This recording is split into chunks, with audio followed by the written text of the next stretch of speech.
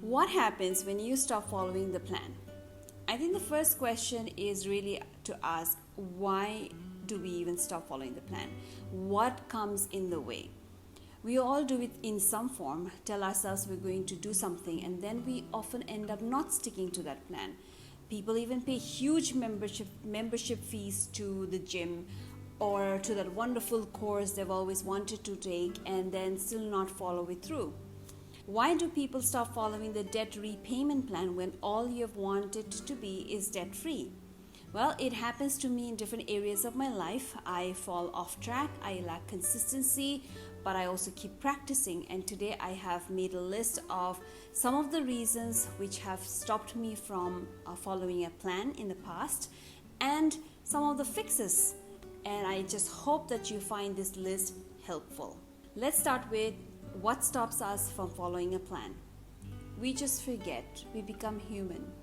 Maybe you need to call up the bank to inquire about something and you decide to call them the next day. Next day comes and you just plain forget. Maybe you remember it later, but then you're busy. Then the next day happens and you forget again, and then it gets delayed or forgotten forever, or you just get disappointed with yourself and then you give up. We also run from discomfort or uncertainty. Perhaps finance is a new topic and just sitting down to read a piece of article gets uncomfortable. We may not enjoy it and make up excuses to put it off. And we also don't like uncertainty, and whenever we face a new task, a lot of uncertainties, right? And discomfort. So we try to get out of it. That is what happens. The next thing is we give in to temptation. Happens all the time. And it is purely out of habit. Temptation is all around us. The temptation of chocolate cake when we said we are going to stick to a diet. The temptation of watching television when you said you are going to study about personal finance. Actually, temptation is just a bit of discomfort, but our habitual response is to just give in. We rationalize when something gets difficult, or we have a temptation in front of us. Just one more episode won't hurt, or since it is the 20th of the month, let me start paying off the debt starting next month. Those all sound reasonable, except that they sabotage our plans. Once we start to believe in these rationalizations, sticking to anything goes out the door. We renegotiate. We say we're going to do something, then when the moment comes to do it, we are feeling temptation, discomfort, uncertainties, and so we start to say things like, well, I'm still going to do it, but in 5 minutes after I check my messages. This is another form of rationalization, basically just a habitual response to not wanting to do something, a way to get out of it.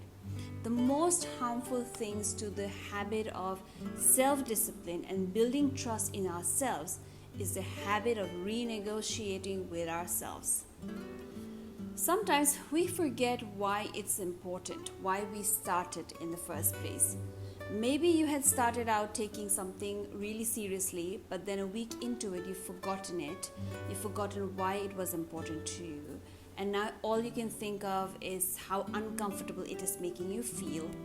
And if we forget the importance of something, we won't have a good reason to push into discomfort.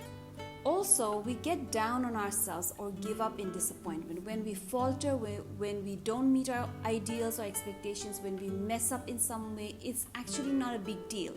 Just learn from it and start again. But instead, we often beat ourselves up. I do that all the time. Feel super disappointed in ourselves. This isn't helpful and can actually sabotage our efforts of even jumping back. Marie Forleo says, success doesn't come from what you do occasionally, it comes from what you do consistently. And like it or not, being consistent and sticking to the plan is what is needed if you want to make any significant change in your life. Here are some ways to go about fixing the problem that we have of not sticking to the plan or not being consistent. Number one is keep your eye on your why. Why did you really decide to become debt-free? Connect with that purpose. As human beings, we have limited capacity when it comes to discipline and willpower. So pick one thing and focus. When you are in a debt freedom plan, focus on that. Don't prioritize your schedule. Schedule your priorities, as said by Stephen Covey. So if debt freedom is priority, treat all the actions related to becoming debt free as priority too. The next point is ignore your feelings. That's right. In a certain training that I attended some years ago, it taught me to not give in to my thoughts, moods, and feelings. There are times when you don't feel like doing even the things you love, but you have to keep that feeling aside, the thought aside, the mood away, and do what you need to do. Just keep moving forward. And last but not the least, when you fall off track, get back on track. Many people who fall off track don't get back on track because they feel bad and disappointed and continue to stay with those thoughts about self. It happens to many of us. Keep your eye on the why, get back and march ahead. There you have it, all the problems and all the fixes. And now to answer the original question, what happens when you stop following the plan? Well, the answer is you don't get to create the life that you want, the life that you desire. So the life that you want is at stake. Do leave in the comments what stops you from continuing and being consistent on your plan. And what do you do to fix this situation for yourself?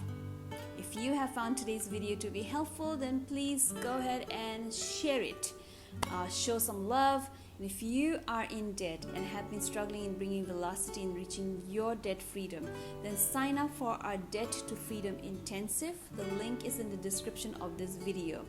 At Women on Wealth, many women have become debt-free and many more are on their way, and you can join them too. I thank you so much for spending time with me today. I will see you next time. Bye-bye.